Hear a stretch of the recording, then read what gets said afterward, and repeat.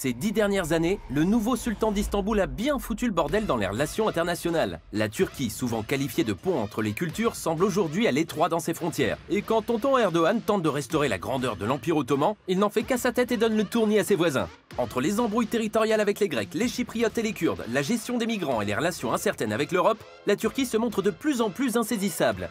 Aujourd'hui, dans Stories of Conflict, on vous explique en 5 minutes les paradoxes de la Turquie actuelle.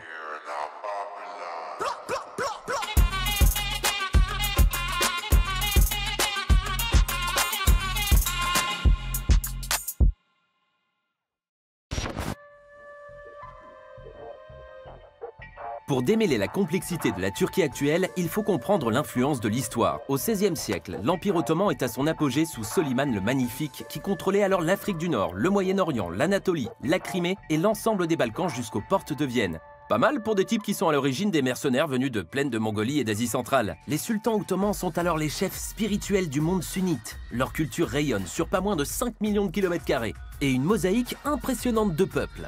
Les ennemis sont clairement identifiés. À l'ouest, les royaumes chrétiens, à l'est, la Perse.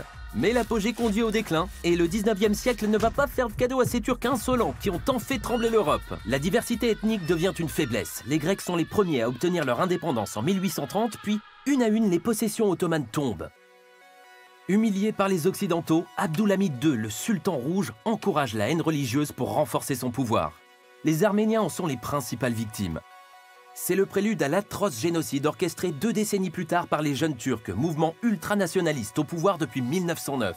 Entre 1915 et 1916, de 1,2 à 1,5 million d'Arméniens sont tués, sans distinction d'âge ou de sexe.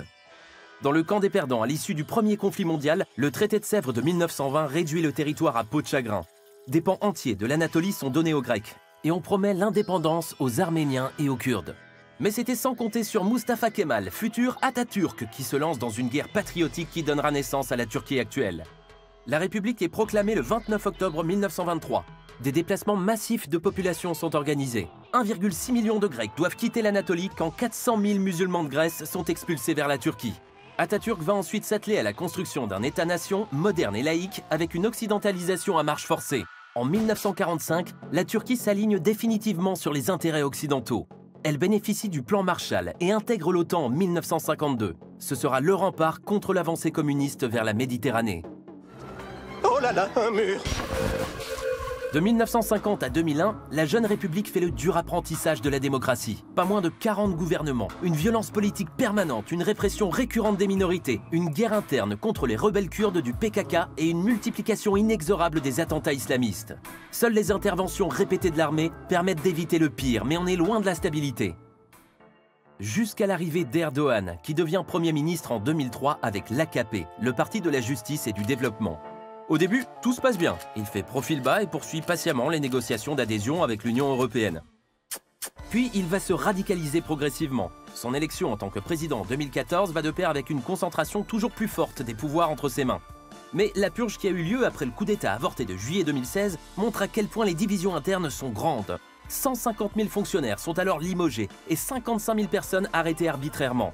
En Occident, la Turquie d'aujourd'hui apparaît comme un pays brutal, autoritaire, antidémocratique et d'un nationalisme ultra exacerbé, qui utilise les migrants comme monnaie d'échange, mène une politique de plus en plus belliqueuse et se refuse toujours à reconnaître le génocide arménien. Alors pourquoi une telle agressivité ? On l'a vu, le passé du pays est important pour saisir le caractère turc. Il faut aussi bien comprendre que la Turquie est un carrefour entre plusieurs mondes, méditerranéen, arabe, européen, russe. Et cette position n'est pas toujours confortable. Depuis les printemps arabes de 2011, toute la géopolitique régionale est chamboulée. Lorsque la guerre a éclaté en Syrie et en Irak, la Turquie s'est sentie menacée. Le regard est donc maintenant tourné vers l'Est et le Sud, là où les risques et les enjeux sont les plus gros. Le pays partage en effet plus de 1200 km de frontières avec ses 2 voisins, dans des régions où les rebelles kurdes du PKK sont particulièrement actifs. L'objectif de sanctuariser le territoire face aux dangers extérieurs justifie tous les coups bas. En 2019, Erdogan profite du retrait américain pour bombarder le nord de la Syrie, territoire sous contrôle des Kurdes, pourtant alliés des Occidentaux. Objectif, créer une zone tampon entre les 2 pays empêchant toute porosité.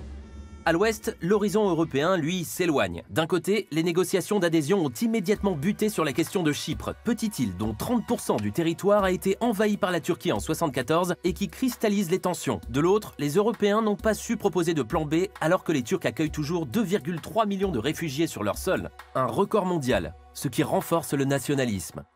Alors les leçons de morale des Européens sont mal reçues, vexantes, surtout quand on a été relayé au rang de pays tampon. En réponse, Erdogan est de plus en plus provocateur et se fait un malin plaisir à narguer l'Europe avec les réfugiés comme instrument de chantage, mais en utilisant aussi une partie de la diaspora turque à des fins politiques sur le vieux continent. Un homme ici n'a pas sa place, traître parmi les fidèles, je vais l'éliminer. Bref, l'autoritarisme d'Erdogan s'explique donc en partie par les multiples tensions dans le voisinage de la Turquie qui réveillent les tiraillements internes du pays. La société est divisée, le cul entre deux chaises. Orient ou Occident? Laïcité ou retour à l'islam? Imposition de la turcité ou reconnaissance des minorités? Jusqu'à présent, la stratégie nationaliste et autoritaire d'Erdogan fonctionne. La nouvelle constitution fait de lui un président tout-puissant. Et une majorité de Turcs continue de voir en lui un homme providentiel, seul capable de ramener l'ordre et de les faire rêver. La contrepartie, c'est l'isolement de plus en plus fort du pays à l'international. Alors attention au trop-plein de confiance, cher Recep. Car à force de s'isoler, on peut rapidement devenir une véritable tête de Turc.